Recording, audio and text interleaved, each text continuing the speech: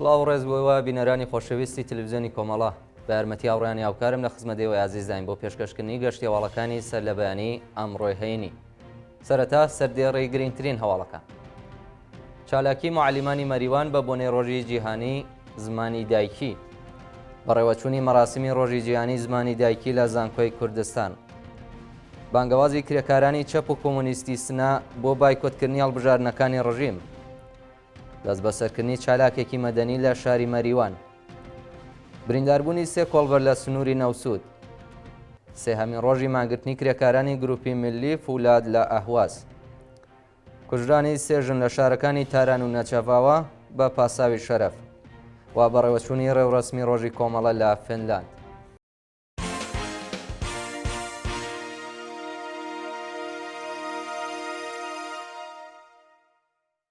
درێژەی هەواڵەکان. چالاکی معلیمانی مەریوان بە بۆنەی ڕۆژی جیهانی زمانی دایکی. ڕۆژی پێنجشەمە سێ ڕۆژشەمە کۆمەڵێک لە معلیمان و چالاکانی سنفی مەریوان بە بۆنەی ڕۆژی جیهانی زمانی دایکی ڕێپێوانێکیان لە مەیدانی بێسارانەوە بەرەو گۆمی زرێبار بەڕێوە برد. بەشداربوانی ئەو چالاکیە بە بەدەستەوە گرتنی پلاکارد دروشمەکانی پەرەپێدانی زمانی دایکی، پێشخستنی ژیانی گەلە، زمانی دایکی دەرگای مێژووی هەر نەتەوەیەکە، زمانی دایکی لە ناوچێت گەل لە ناوچووە و قوڵایی هەستی مرۆڤ تەنیا بە زمانی دایکی دەردەبڕێتیان بەرز کردەوە. چالاکانی سێنفی مەریوان وێڕای پیرۆزبایی ڕۆژی زمانی دایکی لە هەموو گەلانی ئێران و کوردستان بۆ جارێکی دیکە جەختیان لەسەر مافی پەروەردە بە زمانی دایکی کردەوە. بەڕێوەچوونی مەراسمی ڕۆژی جیهانی زمانی دایکی لە زانکۆی کوردستان. ڕۆژی چوارشەمە 2 ڕۆژشەمە 1402 هەتاوی خوێندکارانی زانکۆی کوردستان لە شاری سنا بە بۆنەی ڕۆژی زمانی دایکی ڕێوڕەسمێکیان لە ساڵۆنی مەولەوی لە کۆلێژی ئەدەبیاتی ئەو زانکۆیە بە ئامادەبوونی ژمارەیەکی بەرچاو لە خوێندکاران بەجلی کوردی و لە بەرکردنی جامانە و هەوری بەڕێوە برد. بەشداربوانی ئەو ڕێوڕەسمە بە نیشانەی ناڕەزایەتی لە کاتی بڵاوکردنی سرودی ڕژیمی کۆماری ئیسلامی هەڵنەستانە سەرپێ و لە کاتی قسەکردنی حامد قادرزادە بەڕێوەبەری زانکۆ باڵبڕینی دەنگی ناڕەزایەتی ڕێگەیان نەدا ناوبراو قسە بکات. لە بەشێکی دیکەی ڕێوڕەسمەکەدا خوێندکاران چەند پارچە شیعری مامۆستا جەلال مەلەکشا و کۆمەڵێک شیعری نیشتمان پەروەرانە و نەتەوەییان خوێندەوە. بانگەوازی کرێکارانی چەپ و کۆمونیستی سنا بۆ بایکۆتکردنی هەڵبژاردنەکانی ڕژیم. بەپێی هەواڵی گەیشتوو ڕۆژی پێنجشەمە سێ ڕۆژشەمە کۆمەڵێک لە کرێکارانی چەپ و کۆمۆنیستی شاری سنا لە بانگەوازێکدا داوایان لە خەڵکی کوردستان و ئێران کرد تا لە هەڵبژاردنەکانی کۆماری ئیسلامیدا بەشداری نەکەن. لە بەشێکی ئەو ڕاگەیان نەداهاتووە خەڵکی شەریف و ئازادی خواست، کرێکاران و جەماوەری زەحمەتکێشی کوردستان. هەرو جۆرە ئاگادارن 11 ڕۆژشەمە 1402 هەڵبژاردنەکانی 12هەمین دەورەی مەجلیسی شۆڕای ئیسلامیەکانی ڕژیم و 6هەمین دەورەی مەجلیسی خوبرەکانی ڕێبەری بەڕێوە دەچێت. بەرپرسانی قاتڵی ڕژیم، هۆکارەکانی چەوسانەوە، هەژاری و فەلاکەتی خەڵک، فەرماندەکانی کوشتاری جەماوەری بێتاوان و کۆڵبەران، بەرپرسانی ڕەفاندنی چالاکانی کرێکاری مەدەنی و سیاسی، ئەشکەنجەکەران و لە سێدارەدەرانی بەندکراوان بانگەشەی بەشداری لە هەڵبژاردن دەکەن. ئێستا کۆمەڵێک بە کرێگیراوی ویلایەتی فەقیه و هاوکاری جەنایەتەکانی ڕژیم خۆیان وەکو نوێنەری خەڵک بربژێر کردووە. ئێمە بەو کەسانەی ڕۆنە سەر سندوقەکانی دەنگدان یان دوکانەکانیان وەکو شوێنی پڕۆپاگەندا بۆ جێنایەتکاران بەکاردێنن دەڵێن ئێوە شەریکی جەنایەتەکان و کۆمەڵ کوشکردنی خەڵکن و هۆشدارتان پێدەدەین لە هەر چەشنە هاوکاریەک لەگەڵ ڕژیم خۆ بوێرن تاکو بەڕق و کینێ خەڵکی شۆڕژگێڕ نەکەون. بژی ئازادی و بەرابەری، بژی ژن ژیان ئازادی. دەست بەسەرکردنی چالاکێکی مەدەنی لە شاری مەریوان. ڕۆژی سێشەمە 1 ڕۆژشەمە 1402 دانا لەنجاوایی چالاکی مەدەنی خەڵکی مەریوان بەبێ بەڵگەی قەزای لەلایەن ئیدارەی اطلاعاتەوە دەست بەسەر و بۆ گرتوخانەی و ناوەندە ئەمنیە ڕاگوێزرا. بە پێی زانیاریەکان دانا لەنجاوایی ڕۆژی پێنجشەمە لە دادسەرای گشتی و ئینقلابی مەریوان بە چالاکی تەبلیغی دژی نظام تۆمەتبار و بە 1 مانگ زیندان لە گرتوخانەی اطلاعاتی ئەو شارە مەحکوم کراوە. ناوبراو پێشتریش بە تۆمەتی چالاکی تەبلیغی دژ بە نیزام سزای 1 ساڵ بەندکران و بە تۆمەتی تێکدانی ئاسایشی گشتی سزای 8 مانگ زیندان و 80 زەربە شەلاقی بەسەردا سەپێنرا بوو. شایانی باسەکە دانا لەنجاوایی بەهۆی گوشارەکانی ئیدارەی اطلاعات لە درێژەدان بە خوێندن لە زانکۆی پێام نووری مەریوان بێبەش کراوە. برینداریبوونی سێ کۆڵبەر لە سنووری نەوسود. ئێوارەی چوارشەممە 2 ڕەشەمە 1402 سێ کۆڵبەری خەڵکی جوانڕۆ بە تەقێزەکانی ڕژیم لە سنووری نەوسود بە سەختی بریندار بوون.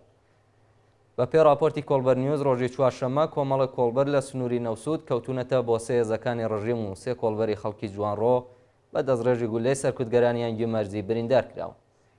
ناسناوی یەکێک لە بریندارەکان بریتیە لە فواد کارگەر و باری تەندروستی ناجێگیرە و لە نەخۆشخانەی جوانڕۆ لە ژێر چاودێری چڕی پزیشکیدا.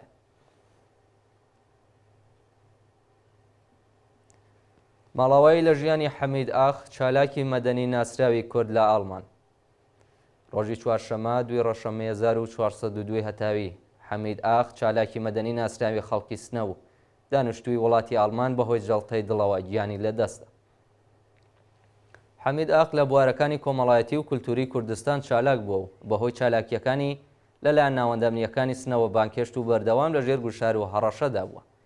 ئەم چالاکە مەدەنیە سەرەتاکانی ساڵی 1402 هەتاوی بەهۆی بەشداری لە ڕێوڕسمی گیانبەختکردوانی شۆڕشی ژینا لە شارەکانی سنە، دێولان، سەقز و بۆکان و ڕفاندنیسی ئەندامی بنەماڵی دادخوازان لە جادەی نێوان سەقز بۆکان هاوڕێ لەگەڵ هاوژین و دوو منداڵەکەی ناچار بە کۆچکردن بۆ دەرەوەی وڵات بوو. ئەو بنەماڵەیە لە شۆڕشی ژنجیان ئازادی و هەروەها ناڕەزایەتیەکان و مانگرتنی مامۆستایانی سنە بەشداری چالاکانەیان بووە. حەمید ئاخ لە دوایین ستۆری خۆیدا لە ئینستاگرام بە بڵاوکردنەوەی ویددیوەیەک لە تاوانەکانی سوپای پاسداران لە خەزەڵوەری ساڵی ڕابردووی شاری جوانڕۆ داوای لە خەڵک کردبوو نەچنە سەر چندۆخەکانی دەنگدان و هەڵبژاردنی کۆماری ئیسلامی بایکۆت بکەن.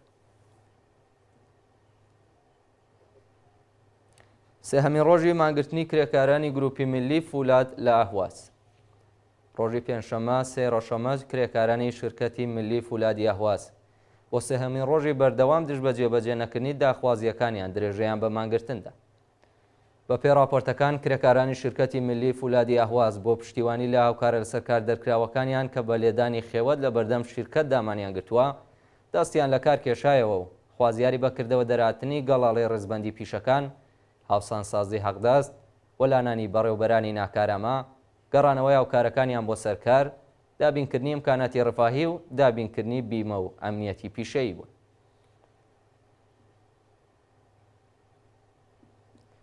کۆبوونەوەی کرێکارانی شاغڵا پێترۆشیمی نگین مۆکرانی چابەهار. ڕۆژی پێنجشەممە کرێکارانی شاغڵا پێترۆشیمی نگین مۆکرانی چابەهار لە ناڕەزایەتی بە دۆخی خراپی پیشەیی و مەعیشەتی دەستیان لە کار کێشایە و لە بەردەم شیرکەت کۆبوونەوە.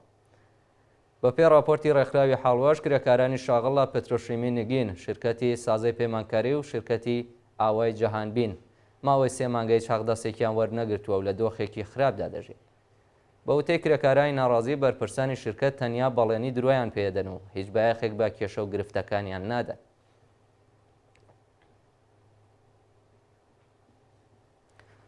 مەراسمی ڕێزگرتن لە یادی محەممەد رازی لە تاران.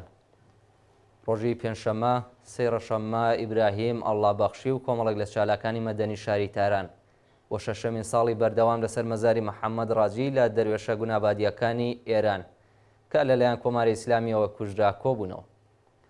محەممەد رازی دەروێشی گونابادی خەڵکی تاران 1 ڕەشەمەی ساڵی 1396 هەتاوی لە شەقامی گوڵستانی حەتەم لەلایەن هێزەکانی ڕژیمەوە دەست بەسەر و لە ژێر ئەشکەنجەی سەرکوتگەرانی ئیدارەی ئاگاییدا گیانی بەخت کرد. ڕۆژی پێنجشەممە کۆمەڵێک لە چالاکانی مەدەلی لەسەر مەزاری کۆبوونەوە و ڕێزیان لە یادی محەممەد و هەموو گیان بەختکردوانی ڕێگای ئازادی و بەرابەری داگرت.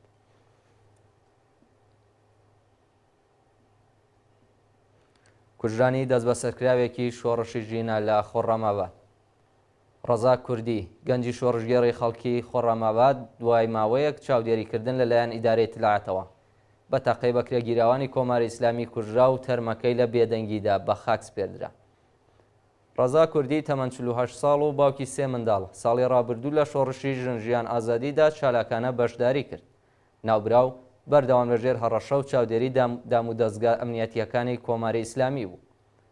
ڕۆژی 10 ڕێبەندانی 1402 هەتاوی دوایەوەی لە دۆڕیانی خۆڕەماباد بۆ بروجێر لەلایەن هێزەکانی حکوومەتەوە گەمارۆدرا بە تەقەی ڕاستەوخۆ کوژرا و گیانی لە پێناو ئازادی و بەرابەریدا بەخت کرد.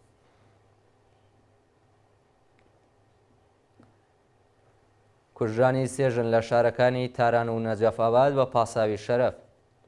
لە ڕۆژانی ڕابردوودا دوژن بە ناوەکانی مریەم تەمەن 23 ساڵ و نەسەرەن تەمەن 50 ساڵ لە شاری تاران و زەینەب تەمەن 19 ساڵ لە نەجەفابادی ئیسفەهان لەلایەن بنەماڵەکانیانەوە بە پاساوی ناموس و پاراستنی شەرەف کوژراون.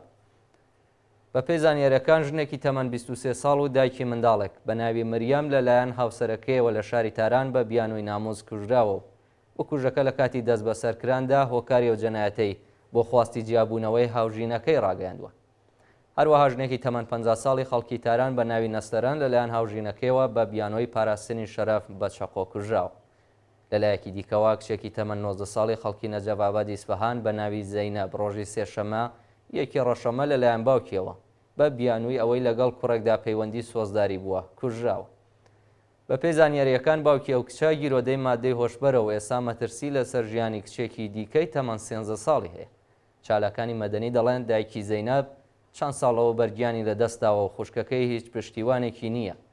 بۆ بۆنەوە ئەبێ لایەنە پەیوەندیدارەکانی بەرپرسیارەتی پاراستنی ئەو کچە تەمەن 13 ساڵە لە ئەسۆ بگرن. و دوایین هەوڵمان سەبارەتە بە بەڕێوەچوونی ڕێوڕەسمی ڕۆژی کۆمەڵە لە فینلاند. سەر لە ئێوارەی ڕۆژی شەممە 17 فێڤریە 2024 زاینی بەرامبەر بە 28 ڕێبەندانی 1402 هەتاوی ڕێوڕەسمێکی شکۆدار بە بۆنەی 26 ڕێبەندان ڕۆژی کۆمەڵە بە بەشداری کۆمەڵێک لە حیزب و لایەنە سیاسیەکان لایەنگران و دۆستان و ئەندامانی کۆمەڵە و حیزبی کۆمۆنیستی ئێران لە وڵاتی فینلاند بەڕێوەچوو.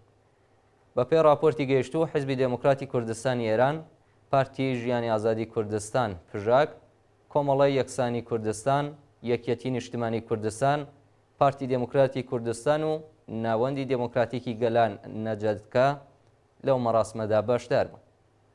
ڕێوڕەسمەکە پاش بە خێراتن و ڕاگەیاندنی ڕێزی بەرنامەکان بە زمانی کوردی و فارسی لەلایەن هاوڕێیان کوێستان کیانی و سۆران کەریمیان بە سرودی ئەنتەرناسیۆناڵ سرودیا و پشتی جیهانی چینی کرێکار دەستی پێکرد.